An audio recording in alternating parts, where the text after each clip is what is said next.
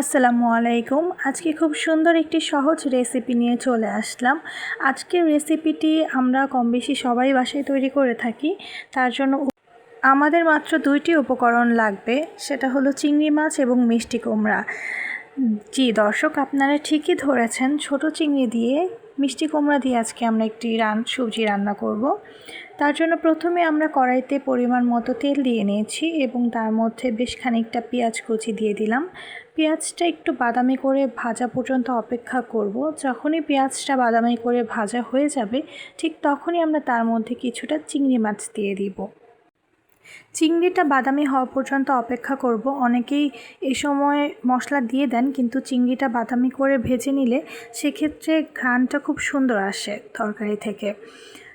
চিংড়ি মাছটা বাদামি করে ভাজা হয়ে গেলে তার মধ্যে আমরা মশলাগুলোকে দিয়ে দিব এবং এই রান্নায় আমরা তেমন কোনো পানি ব্যবহার করব না। যতটুকু পানি ব্যবহার করব তার পরিমাণ খুবই সামান্য থাকবে, কারণ মিষ্টি কুমড়া থেকেই বেশ খানিকটা পানি বের হয়ে যাবে। এছাড়া অতিরিক্ত পানি দিলে তরকারিটা বেশি ঝোল হয়ে যাবে।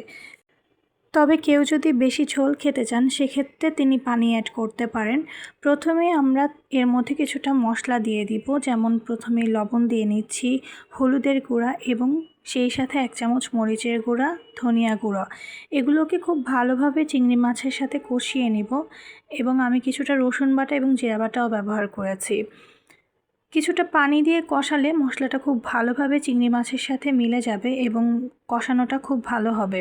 তার সাথে আমি কিছুটা কাঁচামরিচ দিয়ে একসাথে কষিয়ে নিব, যাতে কাঁচামরিচের ঝালটা ঠিকমতো তরকারিতে বের হয়।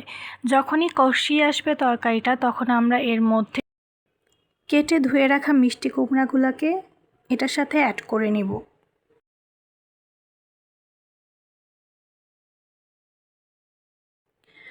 ভালোভাবে নেড়ে ঢাকনা দিয়ে ঢেকে রাখবো যতক্ষণ না মিষ্টি কুমড়াগুলো সিদ্ধ হয়ে যায়। এর মাঝখানে আমি কিছুটা পানি দিয়েছিলাম, খুবই সামান্য, যাতে মিষ্টি কুমড়ার পানিটা বের হয়ে এটাকে ভালোভাবে সিদ্ধ করতে পারে। তরকারিটা যখন মাখা মাখা হয়ে আসবে তখন আমরা এটাকে নামিয়ে ফেলবো এবং খুব ঝটপটে খুব সহজে একটি সুন্দর রেসিপি তৈরি হয়ে গেল। আজকের মতো এতটুকুই। সবাই ভালো থাকবেন, সুস্থ থাকবেন। আসসালামু আলাইকুম।